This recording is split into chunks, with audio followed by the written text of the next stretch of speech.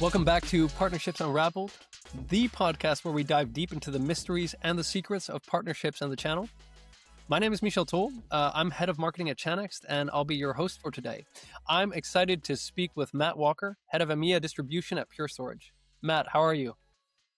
I'm really good. Thank you for having me on. It's super excited to be here. Likewise, and we already had a quick conversation about the guitars we have behind us. I'm sure we'll continue that after this recording is over. But before we go into music, could you give us a brief introduction about yourself, your background, what you do at Pure Storage? Of course, yeah, delighted to. So again, thank you for having me on. So as you said, Matt Walker, I currently head up the distribution for EMEA and LATAM for Pure Storage. I've been at Pure for almost 7 years in July. Terrific company to work for, great work-life balance, great product, market-leading product. And yeah, so super excited to carry on my journey. I've done a number of roles in Pure, but always been in the channel, always been either involved in distribution or partners. So I originally came on board for Pure to do a distribution account manager role in the UK and Ireland, first of all, and then developed into looking after sort of leading partners in the UK and I. And eventually an opportunity came up for me to go back into distribution, into my roots, and look after distribution on a larger scale for EMEA. And then they threw LATAM at me as well, sort of 6 months ago, which I know you've got a sort of question on. And it's a very interesting topic.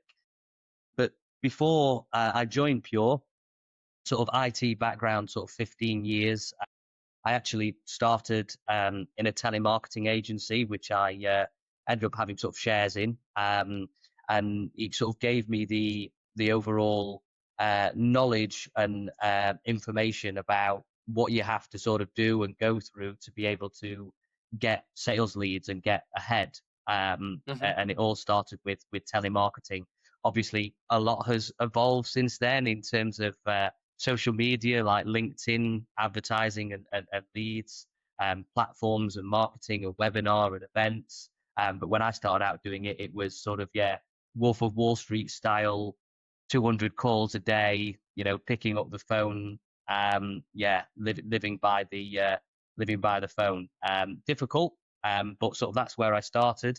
I then actually went to go and work for one of our clients to go into the reseller world, which was eye-opening and great. So I not only had to do the telemarketing, but I had to then attend the meetings that I set and tried to sell our portfolio range.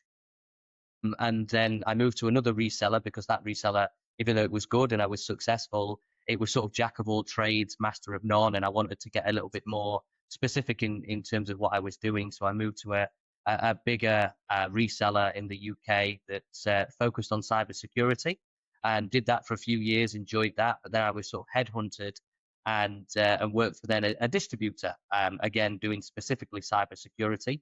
And while I was doing that, I think I spent 3.5, 4 years there. While I was doing that, I then wanted to dip my toe into sort of vendor land, and I started interviewing around. And the place that gave me a home and took a chance on me with no vendor experience was Pure Storage, who, they were still young, still immature in the Europe market. But yeah, they gave me a home and I sort of settled in there and sort of evolved from there. So I've sort of seen the whole cycle, if you like: telemarketing, reseller, distribution, and vendor. So hopefully that gives you a little bit of an insight into me and my journey so far. Absolutely. Just by chance, a couple of people I've been talking to have started out in telemarketing or inside sales or something like that. And it's so fascinating because the one tip I'd give everyone, regardless of where they are in their career, what kind of role they have, join your inside sales team to do some cold calls. You will learn so much about rejection. Yeah. You but think you know also about rejection first. Yeah. You know it when you pick up a you telephone. don't. Yeah, it's going to make you cry, but it'll also make you a lot stronger. And I also think building on hey, understanding how incremental success kind of operates in those environments is super, super valuable. So you've seen every side of the channel then, right? You start out in the contact center space, you moved into reseller, distributor, now you're with the vendor. What would you say are your like biggest lessons you've learned throughout this? Yes, a great question. And there are several, and some of them you have to learn the hard way. But for me, one of the main lessons I think that I've learned through experience, but also through other people, maybe different management styles or seeing how people have done things. But for me, it sort of goes back to to five P's, and no matter which element you are working on, whether it's telemarketing all the way through to vendor, I think these five P's sort of resonate. And at the end of the day, if you're in a sales role, whether that be direct, whether that be channel, it always comes back to the first P, which is pipeline. Your main objective is to generate pipeline, whether that's for yourself and your number, collectively for a team number, for the company. So the first thing that you have to be able to demonstrate is pipeline. But there's several. The other four P's that I'll talk about is how these sort of resonate to generate that pipeline. And you have got to have good people around you. You've got to be good people, and you've got to have good people around you. And when I say good people, knowledgeable people about your portfolio, your product, the market. um, you've got to have, or about the industry, whether it be manufacturing, financial services. So you've got to have and surround yourself with good people. They are, instrumental to whatever you're going to do to help build that pipeline, and eventually close that pipeline to win. You've then got to have, I say, a good portfolio. So a good product, good portfolio, which thankfully Pure Storage does. Market leading, furthest right in the Magic Quadrant, Gartner Magic Quadrant. Innovating the technology and taking it beyond what everybody thought was impossible to make it possible, and not just stop there. Keep innovating and keep going with research and development. So much of our profits go back into research and development to keep making that product even better to suit customers' evolving needs all the time. So pipeline, people, then product and portfolio. You then have to have good processes. You have to have good processes to make things simple. It's all right having good technology, but if it isn't simple, if the process and people advocating it or buying it or trying to sell it, if those processes aren't in place, it's going to be very, very difficult. And we know what salespeople like. We want ease, we want simplicity, we want to lean on that open door to push it open. So to definitely sort of the processes are important there. And then the final one is programs. The programs are important, whether it is an individual level or whether it is at an entity level. And we're talking about, could be discounts, it could be incentives, rewarding individual people, rewarding the entity businesses. Because at the end of the day, the product might be great, but if people want to sell it and earn money on it, then, you've got to have those good programs. So I think the lessons that I've learned that I would take to any role that I'd advise anybody is, if you live and die by those five P's, you're going to be there or thereabouts, and you'll make a success. But making sure that pipeline is forefront of your agenda. Yeah. No, I really love that approach. And I think people should almost be more active in applying these types of models. Very simply, just always looking in the back of your head and saying, am I hitting those five P's in every process I do? And I really like that you started with pipeline, because some people, I've heard in the past that when I approach it that way, that people say, okay, but where's the human aspect of things? And I'm like, yeah, no, that's most of the rest of it. But the pipeline part is, especially, like, I've had that with my teams, where I said, look, at the end of the day, we're working at a for-profit company and we're getting salaries. So we need to do something. So we got goals that we commit to. We've got pipeline that we commit to.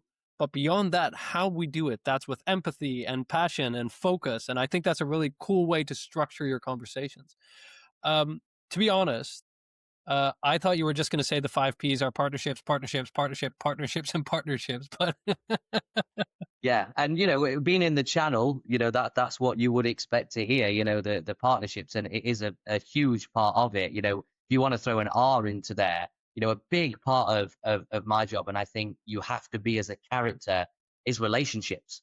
If you yeah, can't form those relationships, whether that be with the end user, whether that be with your partner, with your distributor, you need to be able to form those relationships from whether it's someone doing the cleaning, you know, all the way up to a C-level suite person that is, everyone is important, from top to bottom or bottom to top. If you can't develop those relationships, you are going to struggle, because those 5 Ps sort of revolve around having that relationship, and being able to not sell on price. That is so important. That the first thing that Pure did for me is they always send you on these onboarding camps.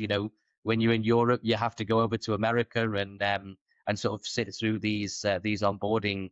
And I didn't know what to expect. I expected to learn all about the product and portfolio and pricing, and it was none of that. It was none of that. What they sort of zoned in on was, forget everything. Forget sort of where you are, what you're selling, what you've got to try and demonstrate to whoever you're talking to. Again, whether it's distributor, partner, end user, you have got to try and demonstrate that you are understanding their challenges, and you are trying to not just fix a short-term problem, but look at what they're trying to get, excuse me, as an outcome. And that is business value selling. If you can demonstrate the outcomes that your product, services, hardware, software, whatever it is, whether it's IT or not, if you can demonstrate to a prospect that you will help them achieve the outputs that they're trying to get to, you'll go a long way. yeah. No, I fully agree. And it's such a nuanced discussion, right? If you look at challenge based selling and solution sales, where it's not just about the methodology, right? It's about, as a human, actually caring about supporting your customer in achieving those outcomes. And there again, that relationship aspect that you mentioned comes up. And I think that is a nice transition into another question I had. When we were doing the prep, you said that your distributor should basically act as a true extension of your sales arm. What I'm wondering is, how do you then build that relationship, and how do you enable them to be that extension as opposed to just like a box pusher, so to speak? Absolutely. It's a great question. And I think we are currently in that transition mode right now. When Pure Storage sort of came to market in Europe sort of 14, 15 years ago, the case was exactly what you just said there. Is, the strategy was, well, we don't have the people, we don't have the officers in all of these countries, but we need to get our kit there. We don't sort of care how we do it. We just need to service this end user that we've sold to. And that was sort of the strategy of distribution. We just went out and we signed loads of distributors.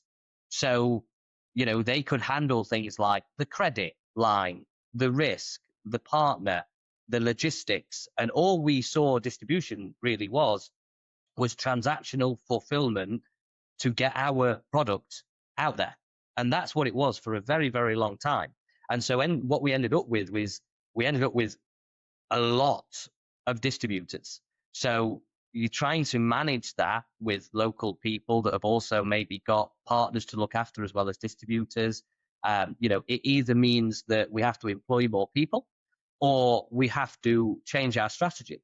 And we did a little bit of both. Obviously, we needed to employ people, and we've grown so much, in different countries. And but we also had to sort of change the strategy of less is more.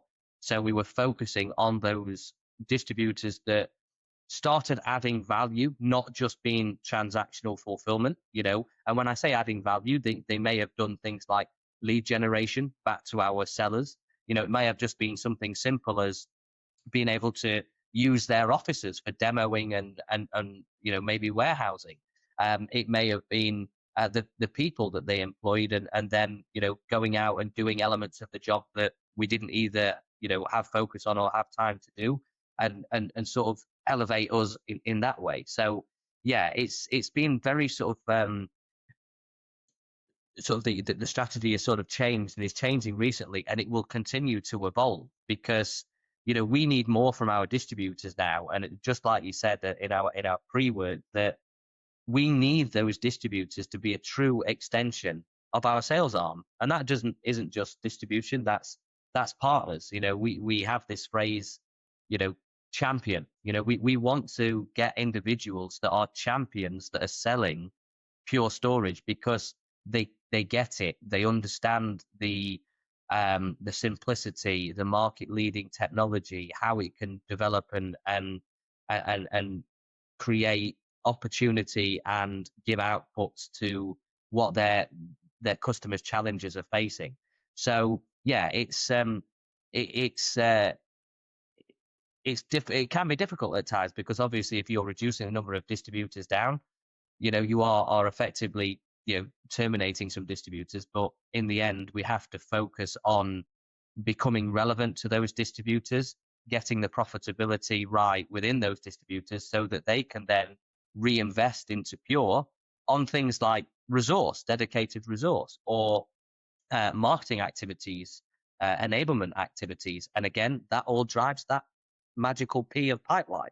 And we're getting to that point more and more now with Pure. I totally understand that. It's something that I keep hearing, and it's really about long term, right? It's no longer transactional. It's the understanding that if you build these, not just the relationships, but tailored programs for these distributors and partners, you get a longer term relationship, and then it creates this mutual lift. And I actually love the example you gave about simply being able to use their offices for demos or getting better referrals. It's like it turns it into a cyclical model as opposed to just your business saying, here's our stuff, sell it now, right? You mentioned you're responsible for EMEA and Latin America. Early on in my career, I went to Singapore. I had some amazing opportunities. I got some really high level contacts there, and I was like, okay, this is a done deal. I'm Dutch, right? We know how this works. Hey, this is your problem. This is the value. Sign here. Right? That's basically it. And when I got there, I noticed that doesn't really matter who you're sitting in front of. That's not how it works at all. So I spent, I think, a year and a half, maybe 2 years, only building rapport with some lower level stakeholders, then going up and up and up and up. And only at the moment where I had this real connection, as in the guy I was talking to knew my mom's name, that was the moment when I could start having business conversations. I learned a very, very complicated lesson about how culture is flows through everything, basically. So I can imagine if you look at EMEA and LATAM, those two regions work quite differently. So what are the biggest differences you see between them, and how does that shape your distribution play? Yeah, great question. And actually, just like yourself, I've learned so much in from looking after UK and and then going to EMEA, and then eventually sort of LATAM. The first thing that I learned very, very quickly is just because it worked there doesn't mean it's going to work there. And, whether you're talking language barriers, whether you're talking, you know, personal relationships, whether you're talking taxations and different discounts in how countries work, all of these elements you have to account for. And I think with EMEA, luckily for me, most places speak English, which is good. So the language barrier wasn't too much of an issue, but you definitely learn how different cultures operate and how one can be vastly different to the other. And for us, EMEA and LATAM are completely different. The things that I've learned, in a short term, and I'm not going to claim I'm an expert at LATAM because I'm far from.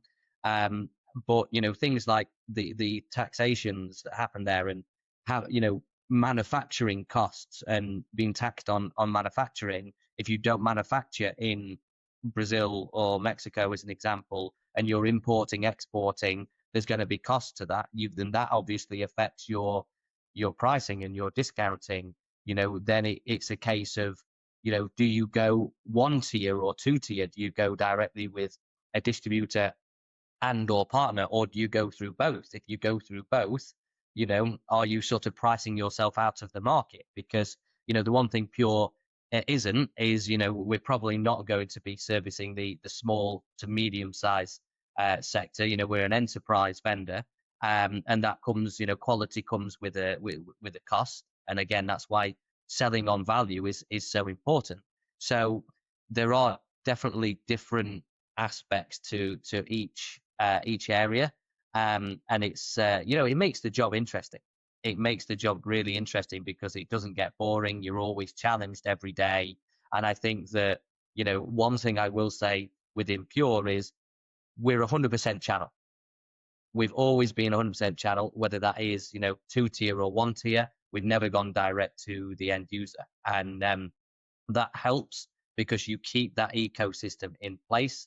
And we know that they are the drivers for us to go to market. And again, if I look back 13, 14, 15 years ago when we came to sort of the European market, you know, we had to go 100% because we didn't have those inroads to these customers. The partners or the distributors had the inroads into the customers to get us there. Otherwise, it would be, pure who? I'd never heard of you. Don't know what that is. If they've got a trusted advisor that they always buy through and they, always have a relationship with, we knew that was how we were going to be able to get our product to market. So yeah, it's very interesting and definitely different challenges and different cultures play a part there. Absolutely. I can see that, but I think it does help indeed if you have that 100% channel first go to market model already set up, then it's not about reinventing the wheel. It's basically about tailoring it to different geographies, different locations. And I think that does create something interesting that I always tell my team members and people around me to do. I'm sure they find me annoying already, which is sometimes you should take a look at the assumptions that you hold dear, things you don't even think about anymore, and see if they're still valid, see if they're still accurate. So if you got a go to market model that you always use, take a moment, step back and say, what doesn't work about this? And it'll really Yeah. give you new insights, especially when you're forced to, when you're dealing with new geographies, new cultures, etc. It really also helps you kind of look at the overall model and see where that can improve in general. So I think that's a great Yeah. way of learning and growing. I think I'll add to that as well by saying, with all the different markets and countries or regions, the other thing that I found is that sometimes the roles and responsibilities of partners and distributors can actually flip. So, we have regions where, probably the more mature market where the partner is the one that's got the relationships, that does a lot of the work, a lot of the intro, bringing the account executives in, and they use distribution as the engine, and a lot of the time it might be fulfillment, but it's a value added part. The partner don't want to take on that responsibility of, ensuring the credit line and the risks and getting the kit to that site. But we've seen in emerging regions, we now call it MECA, so Middle East, Turkey, sort of Central Eastern Europe, Turkey and Africa, where the distributor actually flips and they're the one that does the majority of the work. They do the lead generation, they find the opportunity, they work it with the end user, and then they pass it off as a quote to the partner to transact it. So we do often see that there are different elements of working in different cultures, from one to the other. So again, makes the job very, very interesting. I can imagine. So we talked a little bit about the 100% channel first model, the benefits that that has. But what I'm curious about is what challenges does a model like this bring that might surprise people listening?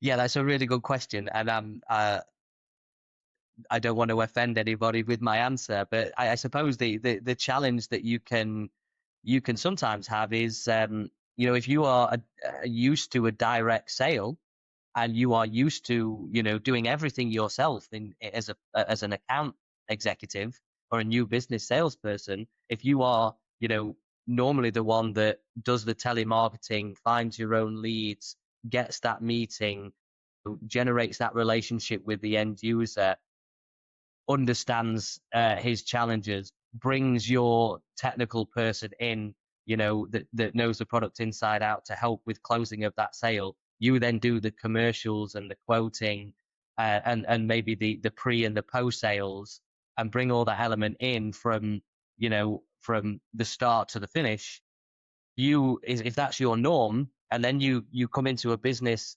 where it's 100% channel, sometimes there are challenges there because you may not understand what the channel is or what the channel can bring and what it does because you're used to doing it all yourself. But I suppose it's a good thing, it's a positive thing when those sort of direct sellers understand that, then a lot of the job can be, not done for them, but assisted with, them in terms of, they could go to a partner straight away and see who is transacting with that account currently, build a relationship with that, channel partner AE or the distribution AE, try and get an introduction into that end user account, instead of doing months of cold calling and research, and sort of they can do the sizing and the quoting and use their technical people.